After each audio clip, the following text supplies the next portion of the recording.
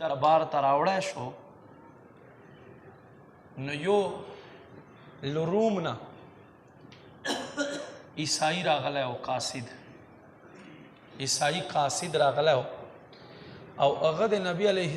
السلام المسیح مبارک مخ صورت وکتلو نو سترګو پې اوښکې راغې وی بدبختو مونږ خواته د عیسی علیه السلام هغه خر چې د به سورلی پې کوله د اخریو اډوکی پروت دی مونږ په کپړو کې پټ کړی او دا هغه هستی چې نبی علیه السلام په اوږو بیا سورلی کوله نن تاسو سر تې ووهلو او ځان ته مسلمان هم وای څنګه تاسو خپل نبی سره وفا کوئ به هر حال ما عزتمند دا د هر چا یو خپل قسمت دی چې څوک په دنیا کې د یزید په صف کې ودرېږي او څوک ته امام حسین په صف کې ودرېږي په ورځ د محشر به یزیدیان د یزید په صف کې ولاړي او حسینیان به د حسین په صف کې ولاړي ما عزتمندو نن د جشن عید میلاد النبی صلی الله علیه و آله وسلم ورځ ده په کل دنیا کې مناویږي نبی علیه السلام دعا حدیثونه درته وړاندې کوم فرمایي ما امت چې دی لا یجتمع علی الضلاله ما امت په ګمراهۍ باندې نه راغونډېږي نو معلومه شوه چې دا دومره خلک په دومره بهترین انداز کې میلاد کوي نو دا ګمراهي نه دی ګورې دا هدایت لار دی بل حدیث کې راځي حضور فرمایي وی تاسو ونیسئ غټ جماعت سواد قوم غټ جماعت تاسو ونیسئ نن په دنیا کې وګوره غټ جماعت څه شی دی غټ جماعت دا دی چې د نبی علیه السلام میلاد مناو کوي شیخ عبدالحق محدث دیلوی رحمت الله علیه یو غټ عالم دین برے صغیر پاک و هند تا علم حدیث راوړونکی اولنا شخصیت شیخ عبدالحق محدث دیلوی رحمت الله علیه هغه فرمایي په کومه شپه چې الله محبوب دنیا ته تشریف راوړی فرمایي دا شپه چې په قرآن کې الله ذکر کړی دی لیلة القدر شپه فرمایي دا شپه د لیلة القدر شپې نه هم افضل شپه ده ولې حضور دا فرمایي دې له چاته چې په لیلة القدر کې قرآن نازل شوی دی او په دې شپه صاحب د قرآن دنیا ته تشریف راوړی نو چې صاحب د کتاب نه وي نو کتاب به څوک درته وایي مثال کے طور پر سکول کې په کلاس کې مونږ کتاب کې خو استاد نشته نو په خپله مخه هلکان دا کتاب پړاو کولی شي په خپله مخه د دې کتاب مونږ ته د شرف او د علویت پته لګي نه لګي نو معلومه شوه چې د کتاب دومره مقام نه دی چې څومره صاحب کتاب مقام دی چاته چې الله یو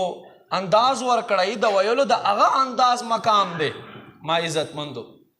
نو قرآن مجید لیلة القدر په شپه باندې آسمان دنیا ته تجلی کړی 12 ربیع الاول شریف په شپه الله محبوب دنیا ته تشریف راوړی دی شاعر فرمائی نثار تیری چہل پہل پہ ہزار عید ربیع الاول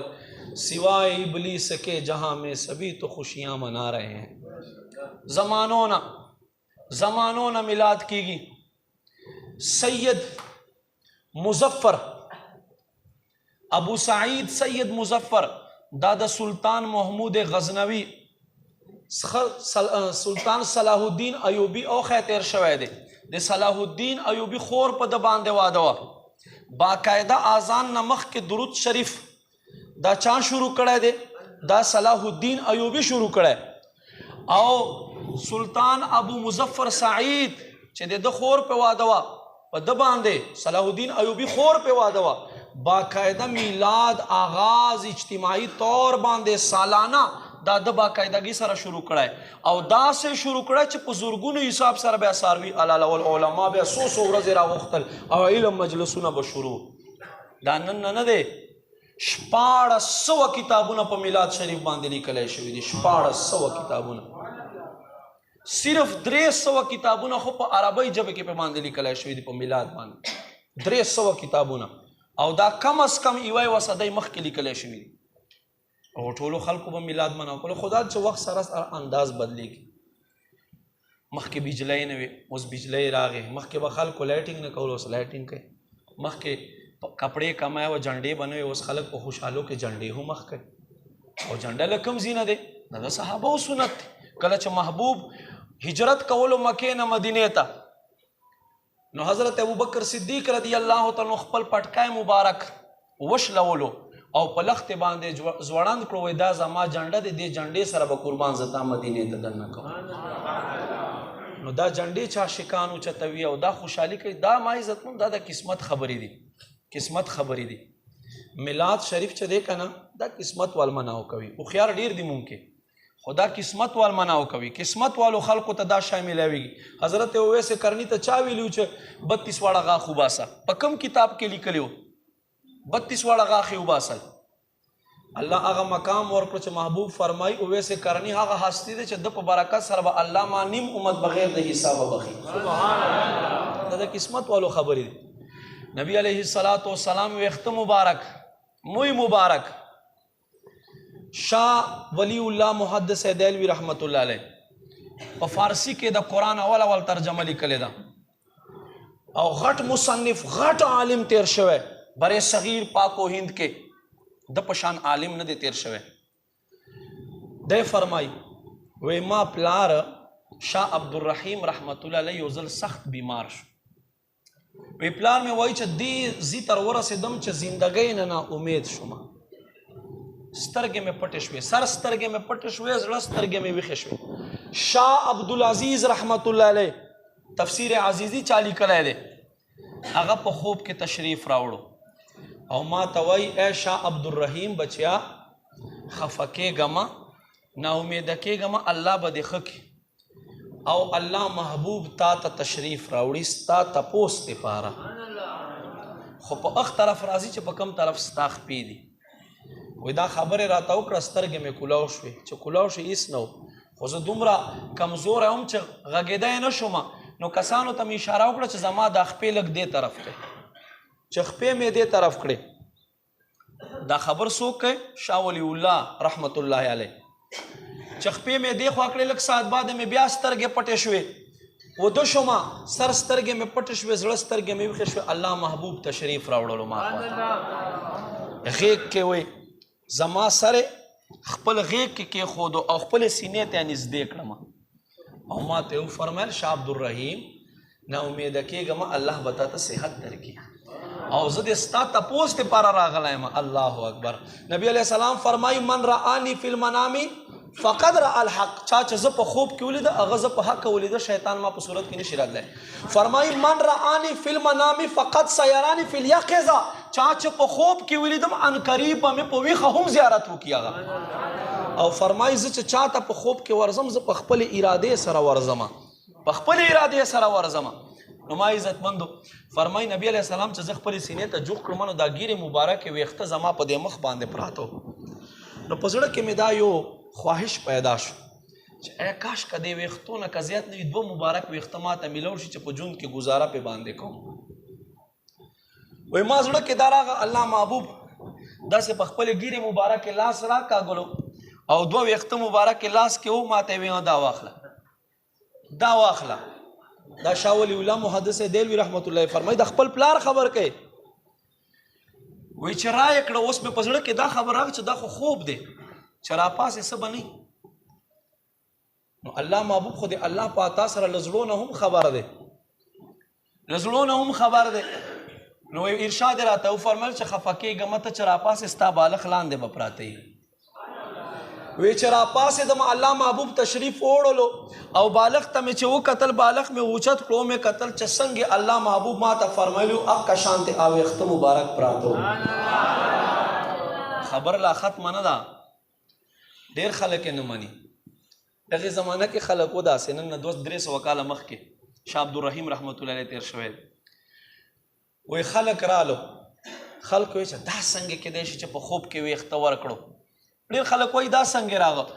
او خدای بندگانو صحابه کرام پرون میں یو حدیث کتو نبی علیہ السلام صلح حدیبیہ په وخت باندې خپل ویخت مبارک لسر نه لری کړل او یو شنونه والته کې خو صحابه په باندې راغون شو دا ویخت مبارک ځان سره کړ یو ویخت هم زمکه تپلینو د خانه کعبه ایو چابی دا ایو چابی دا چا سره وا دا حضرت ابو طلحه انصاری سره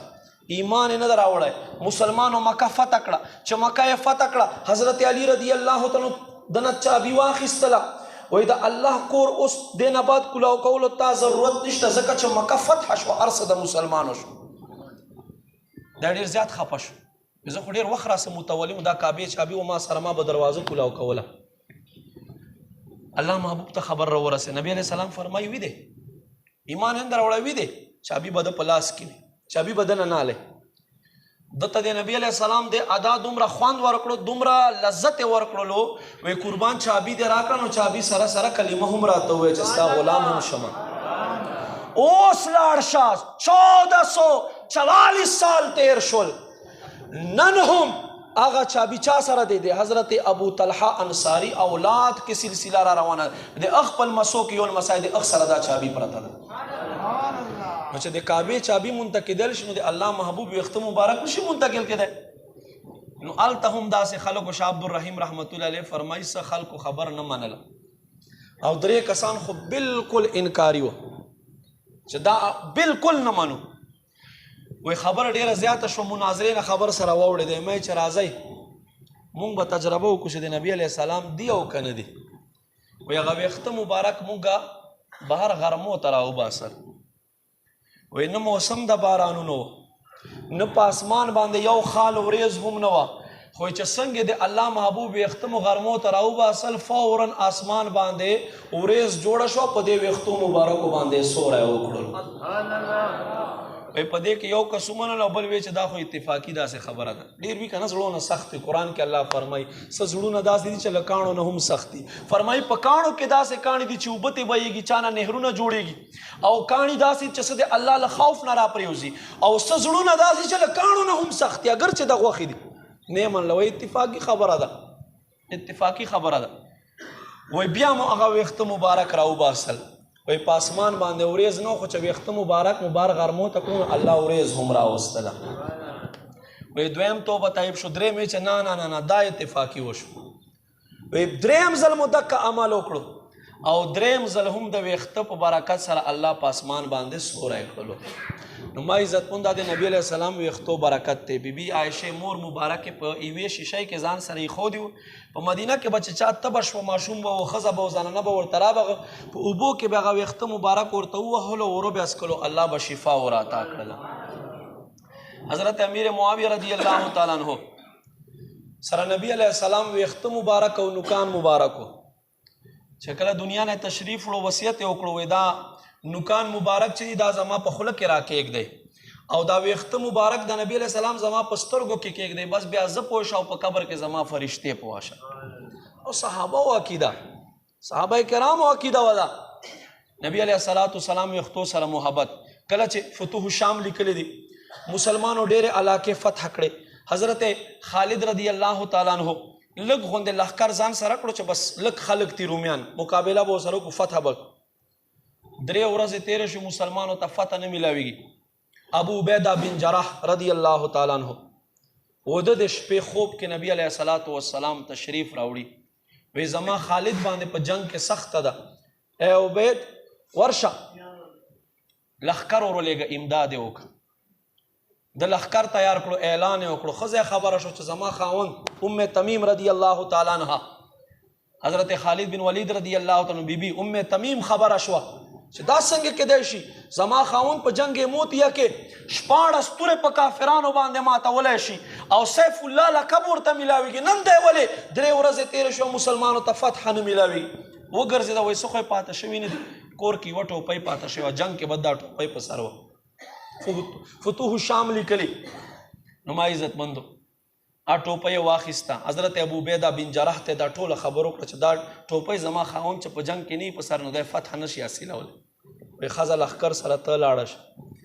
لښکر نه مخکې یو کس را روان دی اس ته منډه ورکړې د حضرت خالد بن ولید رضی الله تعالی عنہ وکتلو ورمخکې شو چې دا کم دلیر کس دی چې ورغه وای څوک وای څوک سړی نه یم ښځه یم د ستا بیبي یم ام تمیم راغلی یم هغه ویښته د کور کې هغه ټوپۍ د کور کې پرېښودې ټوپۍ مې درله راوړې او په ټوپۍ کې نبي علیه الصلاة والسلام 3 یا بل قول مطابق 15 موی ویښته مبارک هغه ټوپۍ حضرت خالد بن ولید رضی الله تعالی فرمای ما په سر کړه راوي قسم خوري چې قسم په خدای سحر حضرت خالد بن ولید هغه ټوپۍ په سر کړه ما خمر مالانه پرې ہوتا ہے چې رب کریم هغه موی مبارک په صدقه مسلمانوں ته فتح او نصیب نعرہ تکبیر نعرہ رسالہ یا رسول اللہ نعرہ رسالہ یا رسول اللہ جشن عید میلاد النبی نمایز